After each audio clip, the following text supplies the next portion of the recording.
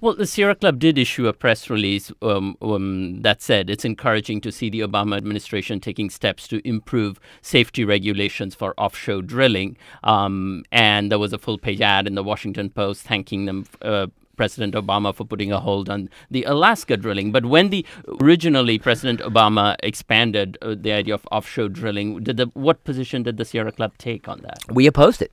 And we said we thought it was foolish. And we said we thought it was foolish on the merits, we thought it was dangerous, and we thought it was foolish on the politics. And in addition to that ad in the Washington Post thanking the administration for canceling the leases in Alaska, we also ran a full-page ad in another paper in Washington that was aimed at Congress called The Hill, calling for the president to show this as a leadership moment to get us off oil.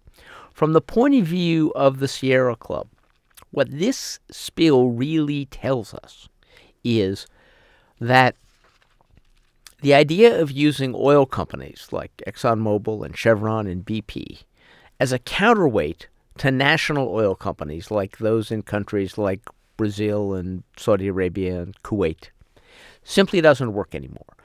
The reality is, and this week's Economist nailed it right, the reality is that the only oil outside of North America which multinational oil companies are allowed to produce is oil that is too dangerous to produce.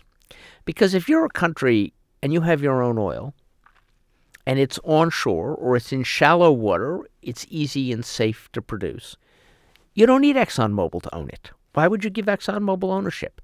Every country with onshore reserves outside North America has now created a national oil company which manages those reserves. Even Iraq, under American occupation, yes, American oil companies and Chinese oil companies got contracts to produce oil in Iraq. They did not get ownership. They got what are called oil service contracts. They make $1 a barrel, and Iraq has full control of those reserves. So America's historic strategy of relying on the multinational private oil companies to supply our transportation system is bankrupt. It's bankrupt because we can't rely on the oil from the Middle East, and it's bankrupt because we can't safely produce the oil from deep in the Gulf or from Canada's tar sands. We must move quickly, aggressively, and vigorously to get off oil.